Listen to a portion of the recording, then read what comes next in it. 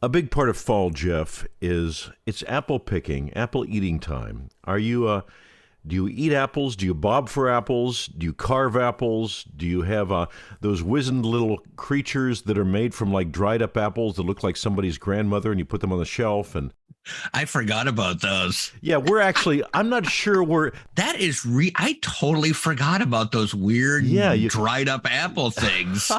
That's something that was totally out of my memory until you just mentioned it. Well, I'm not sure. It's not a really. I guess there are all kinds of things people collect: Hummel figurines, watches, typewriters in your case, and ancient dried up apple caricature statues. Who in our audience has these strange dried up apple creatures? Perhaps no one. Perhaps no one, and I doubt there's an aftermarket for them. So if you have them, they're leaving this world with you because nobody wants them.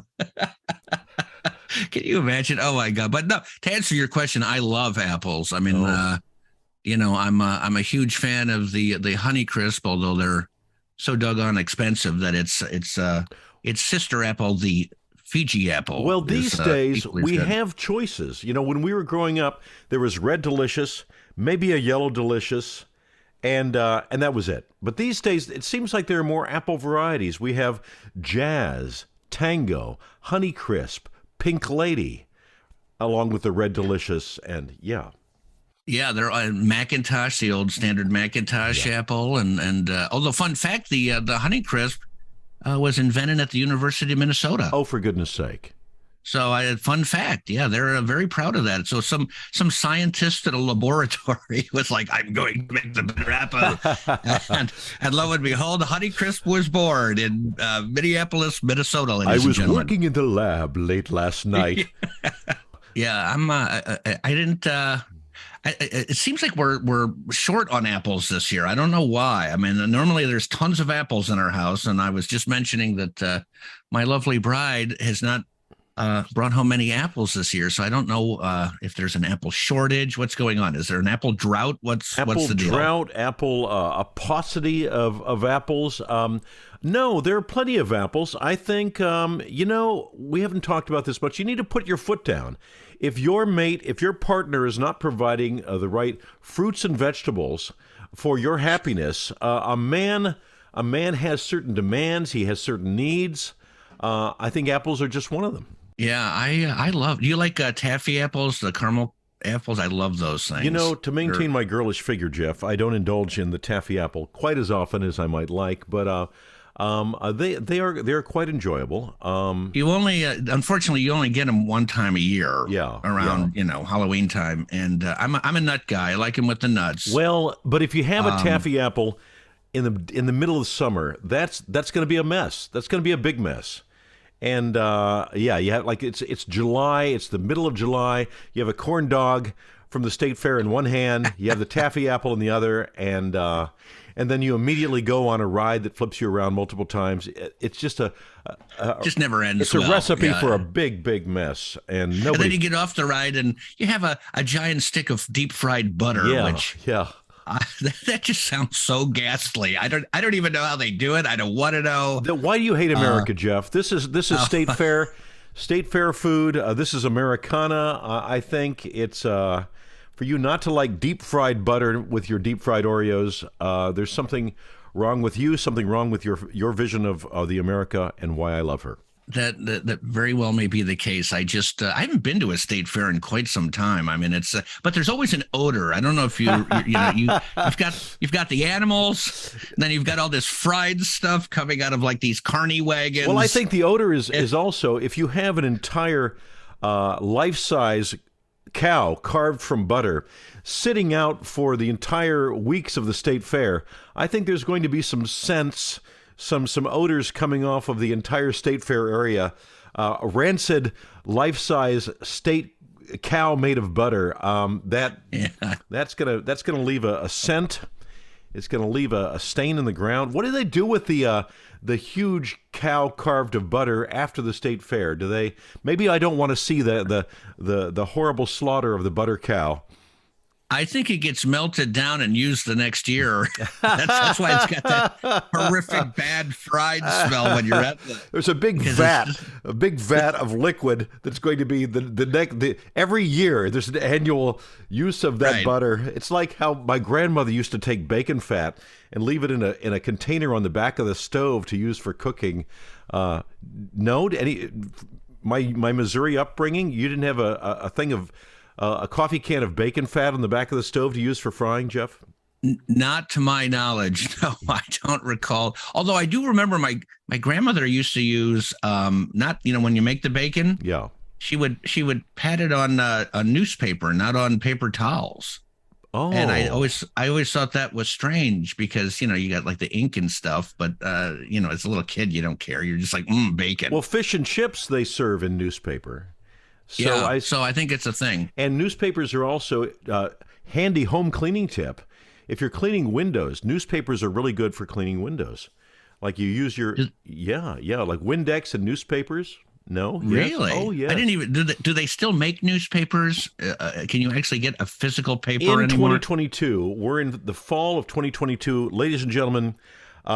Newspapers they're not completely extinct, but you have to go out of your way to find one these days.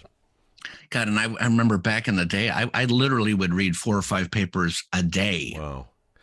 For work, and now it's like everything is online. I don't. Well, I would stop a street urchin, Jeff. You'd be downtown, and a street urchin. Get your red hot news right here, and you have the little newsy cap, and he'd be this grubby little kid hawking newspaper. Hey, Mister, latest news. Hey, Mister.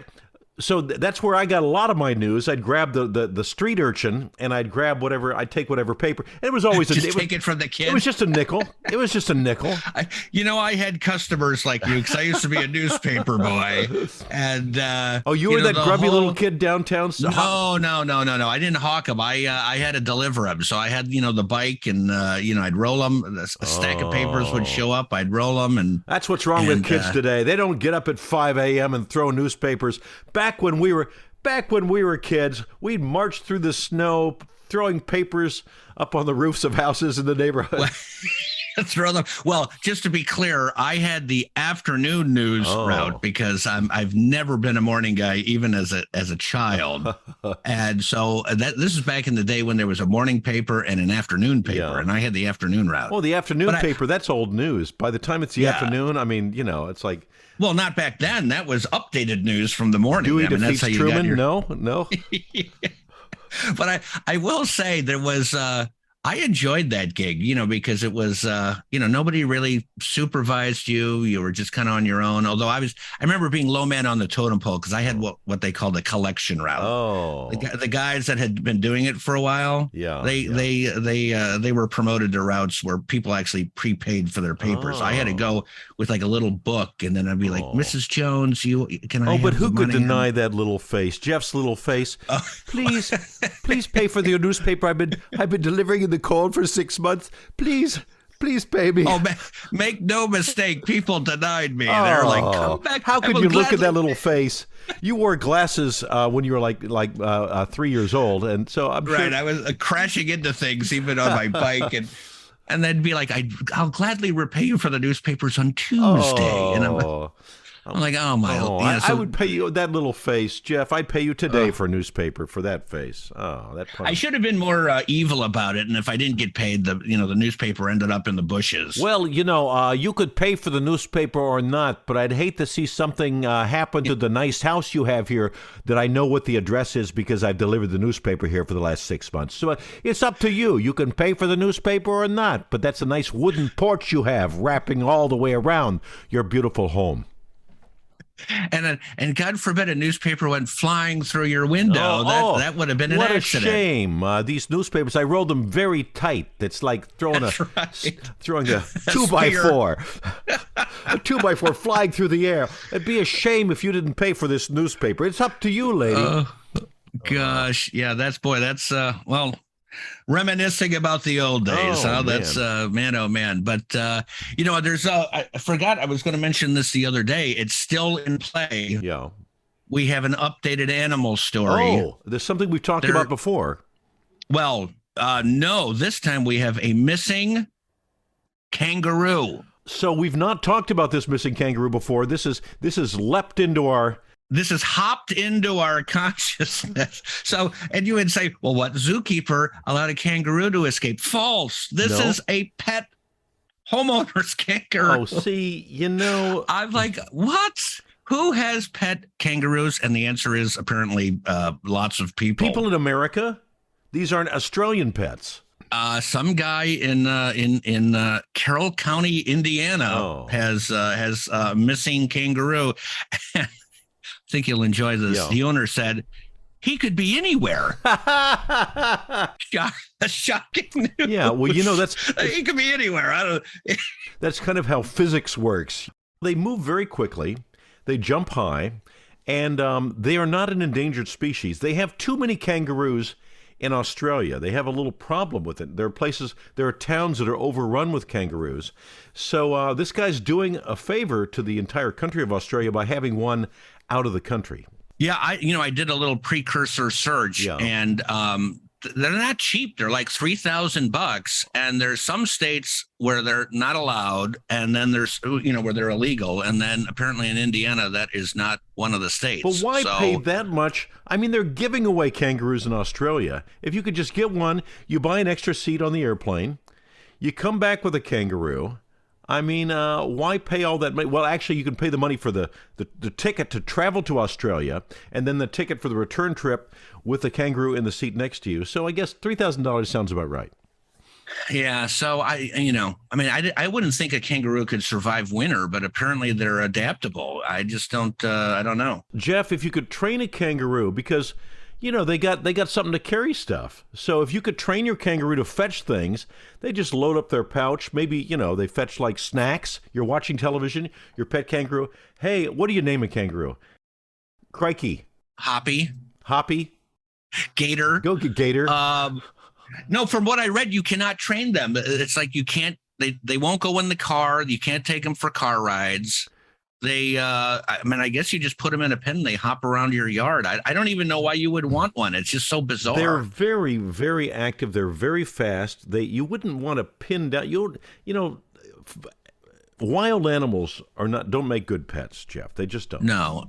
And I would think it would just knock the snot out of you if you got too close. Yes, they actually do that boxing thing where they boxing. Yeah, I wouldn't want to have to box. Who's going to wrangle this kangaroo is the big question. You find it and kangaroo. I don't think you're going to have a local kangaroo wrangler in Indiana that's willing to risk life and limb to grab it. Well, if you're able to find a kangaroo wrangler in Indiana, I'm not sure he's going to have the long experience you need to really get your kangaroo in hand. Dirty deeds, triggered tirades, busybodies, and missing cats. They say tall fences make good neighbors, but bad neighbors make the Right Next Door Podcast. In other animal news, given that we're still within the Halloween spectrum, zombie-like pigeons have been found with twisted necks in the UK. Pigeons. Zombie pigeons. Oh man! So they apparently have some sort of weird virus, and I've seen some pictures. Their heads are like 180 on their neck, and they're still hopping around. So I'm like, well, that's terrifying. I don't know what we're gonna do about zombie pigeons. That's terrifying. But thank you for my costume idea for this year. I appreciate that. Although if you have that zombie with the head twisted zombie pigeon costume, it's really hard to get your potato chip to land in the dip at the party. That's the only problem with it. If your head is twisted all around, you can't really see what you're doing. Zombie pigeons are a real issue. This makes me think of, there was a headless chicken who was famous many years ago. Was it really headless, or was it just running around? Really? This is a real thing. There was a chicken who was headless. You could look it up. Headless chicken. A chicken was, someone tried to kill the chicken by chopping its head off, and didn't chop their head off correctly, and the chicken lived for many months afterwards, and maybe years. And it was actually this. Wait, and they left it alive in that condition? That's kind of Yes, cruel. and you had to feed it with an eyedropper. because of course it no. it couldn't chew with its beak. You know, chickens have teeth in their beak that they chew with. Maybe I might be wrong about that. I don't know chicken physiology. Wait, is this a true story, or are you making No, this is a true story. Ladies and gentlemen, look it up. Why don't you Google it? Headless chicken. Here's my question though. If you're slaughtering the chicken presumably for food, yes. Why in God's name would you be like, oops, I made a mistake? He's going to live. Well, the chicken, I think they slaughter the chicken, and you cut the head off the chicken, and then it just flops to the ground, and then you go, I don't know, watch television or make a sandwich or something like that, and go back into the yard to pick up your headless chicken. And this chicken, I guess the guy turned around, and it was still alive. Oh, God. It was not a zombie chicken. It was a chicken kind of wandering around. You know, like, I don't know if you've ever been near slaughtered chickens. I have when I was a kid. There were chickens slaughtered within my eyesight, and it's not a thing you want to see as a kid. But the chickens flop around a little bit, and then they die. You've heard this phrase, running around like a chicken with its head cut off? They do that. Yeah. Well, this chicken ran around like a chicken with its head cut off, but enough of the brain stem was left in place, Jeff, that the chicken was able to actually live without a head. Oh, Judas Priest. Are you sure it wasn't possessed? You know, ladies and gentlemen, look, you can Google see this. episode 19. No, this is a real chicken, a beloved. It was a celebrated, beloved chicken. It was displayed. This guy made some money with this chicken. I think it was on a couple of talk shows. That's terrible. I think it was in the hot seat. You basically got a bird with a little dangling brain stem going back and forth. That's horrific. I think the chicken was very celebrated, like I said, on the hot seat next to Johnny Carson. Well, but of course the chicken can't really talk because it has no head, and it's a chicken. And so there are problems really publicizing because how much can you do with a headless chicken other than display it? Oh, look, I have a headless chicken, and yet it was very popular at the time. Well, you could have finished the job and then just ate it. Jeff, would have been my. You are being so disrespectful. This is a beloved chicken. It was really celebrated. Well, it wasn't beloved till it was missing its head. Yes, well, so, I mean, that seems cruel to me to let some poor animal run around without his head on. Well, but to let a kangaroo run around in America. Well, that's not much better. But that would have been a great Halloween thing with the, if you had that, you could scare all the trick-or-treaters coming to your house with this headless chicken that's alive. Well, you can't even tell what it is. It basically looks like the body of a chicken. Our audience will Google this if they don't know what this is already. There really was this headless chicken. It lived for a while. And zombie pigeons, are they alive or are they dead? No, they're alive. We can actually put in the links for both of those then, because the zombie pigeon is kind of creepy looking. But I don't know. I guess that begs a question, because I saw a post about the trick or treaters. Yeah, well, I enjoy watching the little kids come up and get the treats and stuff. But what age? This came up on a thing. How old is too old to be trick-or-treating? I don't, because there's a little sign that says the teen who comes to your door to trick-or-treat is choosing between being a kid over doing other things. Give them the candy, smile, life only gets harder. Very good point. So allow them to be a child. I remember trick-or-treating very late, and I didn't really have a costume. I put on a ratty sweatshirt and messed up my hair, and because I still wanted the free candy when I was, I don't know, 12, 11. Yeah, I don't know. At what age? At what age do you stop? And I think you stop when you're shaving. I think if you're shaving, you shouldn't go trick-or-treating. That's the litmus test. When you're shaving, it's done. If you're asking yourself, well, golly, I'm going to go trick-or-treating tonight, I better get rid of this 5 o'clock shadow before I go out trick-or-treating. If you're asking yourself that question, you're too old to go trick-or-treating. If you have... I know when I got older, we all just dressed up as hobos, because all you needed was a stick and then like one of those handkerchief things, those, what do you call those? The bandanas. Yeah, the bandana. And you'd stuff it with some papers, and then you'd burn a cork and put on the beard, and you're good to go. That's called a hobo, and the thing on the end of the stick, that's called a bindle. I did not know that. Yes, and hobos... For those in our audience, we might have some younger people in our audience, and hobos are what we used to call homeless people. Yeah, and they used to ride on boxcars on trains, I seem to recall, and they would go from town to town. And there was something romantic about them. There's a romantic life, the love affair with trains, riding the rails. Right, just living your life, not answering to the man. You're just doing your thing, Trailers seeing the country. Sale or rent. Now that's a good song. 50 cents. No car, no pool, no pets. I ain't got no cigarette. Yeah, that's the hobo song. That's a great tune. I forget who was the artist that did that. Roger. Yeah. That's I think early 70s, that song. I always liked that song. Yeah. But yeah, so I don't know. I mean, I guess that sign indicates that there's grumpy old people that don't want to give candy to, older kids, But if there's older kids now, and kids being the way they are, many of them are heavily armed at this point. So you're going to give them a little candy and avoid trouble. Maybe the kid that you're denying candy to is a kid who throws your newspaper and is going to throw it right through your window. Well, if you don't get the candy, you're going to be the tricker. It's better to just give them the treats so that there's no damage done. These kids today, kids are tougher, Jeff. They are. They're more resilient, and they're more crafty. If they want the candy, by God, they're getting it one way or the other. Or they're going to hack your home Wi-Fi system, and they're going to steal your money out of your checking account. These 12-year-olds with computer skills that we rely upon. So, you don't want to mess with any kid. Just give them the candy. Give them the fun size. Give them the full size. Do you still have candy left from Halloween? No, it's all gone. Okay. Whatever was left, I ate. I thought you were eating apples. Thankfully, there wasn't much. No, towards the end of the night, I'm just giving out handfuls, because you got to kind of budget that, right? Because if you give out too much early on, then you're out, and then you've got disappointed children. So then by the end of the night, as it's approaching whatever the kill time is for trick or treating, I'm just giving out the kids are just like, oh my God, a handful of candy. I should have come to your neighborhood at about 10:35, and I could have made out like a bandit, but.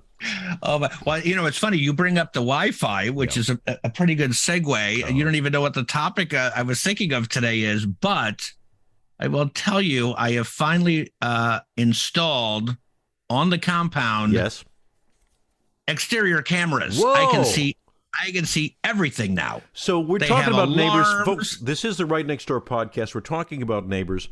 The best way to be aware of your neighbors, to take care of your fiefdom, your castle, your home is your castle, are those cameras to watch every square inch of your property and what your neighbors, what kind of evil stuff your neighbors are doing. Or maybe your leaf blower guys are going a little crazy and they're blowing things places you don't want them blown.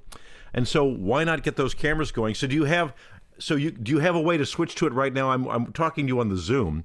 Could you switch to your... Yeah, I think I can show you. I've got. I don't know if it's going to come up, but how many cameras? I have 3. I've got. I've got a pretty good view. Oh, you don't have to do it right now, but so you have cameras that are exterior cameras. The front door. Front door, back door, backyard, and garage area. And what took you so long, Jeff? I mean, so people have been stealing stuff out of your yard for years now, and finally you came to your senses? No, none of that. I just figured it would be good, like when you're out of town. Yeah. My dear friend of mine, he's always had cameras, and he's got a place out in California, and he's here half the year and out there half the year. Yeah. So that's how he keeps an eye on the place is by these cameras. And I was always like, that just seems like way too much work. Well, the problem is, Jeff, you have those cameras. You're in Switzerland enjoying your skiing in Gstaad. You're skiing, and then the alarm goes off. You're like an intruder at the back door. You put your ski poles in one hand so you can look at your phone and see what's happening, who's stealing stuff at your. And what the hell are you going to do? You're watching through your camera that people are making off with your copper siding or whatever the hell is stealing your bushes. I guess you dial 911, I guess. But what's interesting is that they have an alarm that I can manually trigger, and I can talk through them. So This I had a little fun with the neighborhood kids when I first installed them, because you can actually do a zone. So I had to do a zone, because otherwise everybody walking their dog past my house, I was getting alarmed. So I had to narrow the zone, But these little kids had their ball had gone astray, and they're rooting around in the bushes. And then I just wanted to test the alarm, so I hit the button. It's like boop boop boop boop boop boop boop, and the kids are all like looking around, like what's going on? And then stop right there. You are trespassing. Stop right there. You with the ball. You with the ball. I saw it go in the bushes. You can't have it. It's mine. You in the blue shirt. But so I was reluctant about getting them, and now that I have them, it's almost like addictive. So you have vast hours in your day you used to spend doing your work, reading the newspaper, enjoying time with your dog, and now your eyes are glued to those cameras, watching what's happening in the neighborhood. You're the crazy Mrs. Kravitz, but through the camera. Abner, come look at the camera.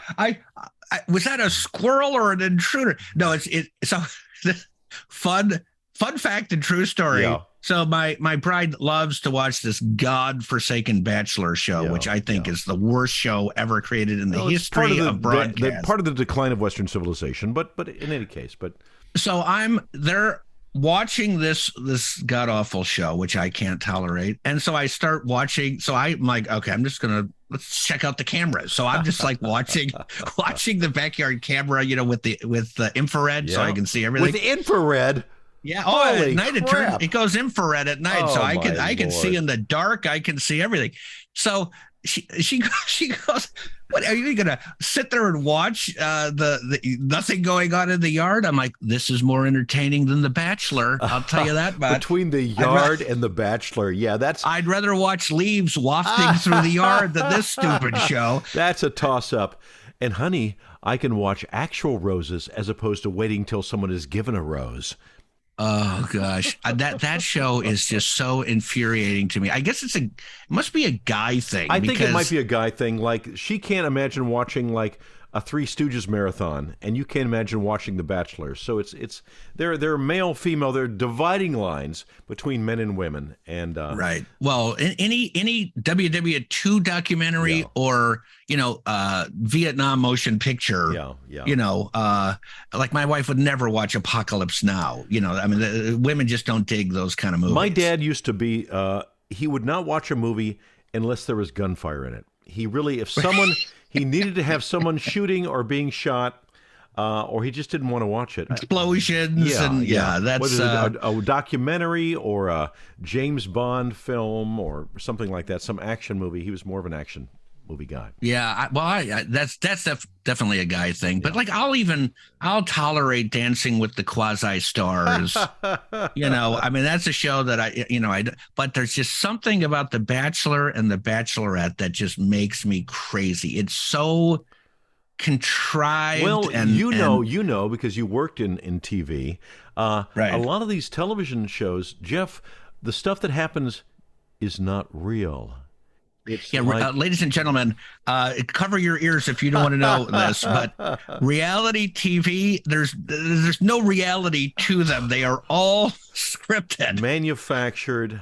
So, so a lot of people think reality TV is happening, and I can assure you it is not. Well, Jeff, our podcast, maybe we should reveal, is our podcast, do we write out everything that we do on our podcast, right? Well, yes. It's very full disclosure. Everything is scripted. Very carefully scripted. If you've been listening to the Right Next Door podcast for a while, we spend all week long, because we're hugely well remunerated. We're very well paid for this podcast.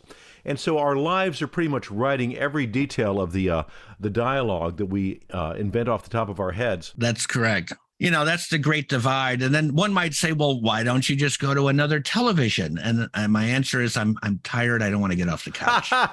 So if I can pick up my phone and look at my cameras on infrared and see if there's a possum creeping through my garden. Right. That's well, and there's also, like, I'm not a big, quote unquote gamer. Yeah. But there's 2 apps that I put on my phone, which are highly addictive. Solitaire. Actually, 3. Solitaire? No, not solitaire. For some reason, kind of bores me. I'm not really into solitaire. But there's there's a pool app where you can play billiards, and as you win games, you get fake money, and then you go from you keep getting in better and better tournaments. So you're playing people all around the world. This is you're really playing people. Okay, yeah. Yeah, so you really play fake pool with people, and I can't seem to get past the $5,000 a game Tokyo tournament. Wow. Every time I get there, I don't know what, either the guys or gals are really good, or I just, I screw up easy shots and I lose my $5,000. Could you actually win $5,000? No. It's all fake. Okay. It's all fake money. Okay. But what I don't get is that they're constantly trying to sell you stuff on this app. Like buy this, professional cube for $2.99. I'm like, what? Why would I want that as a game? I'm not buying a $2.99 cube. But that's how they make money. That's how the app people. Speaking of money, did anybody win that Powerball? I've got a I might not even have to go to work today because I may be worth $700 million. I'll need more cameras. Why am I not paying attention to these things? It's almost, Jeff, it's a crazy thing. It's almost like the chances of me actually winning are so low, it hasn't even leapt into my consciousness.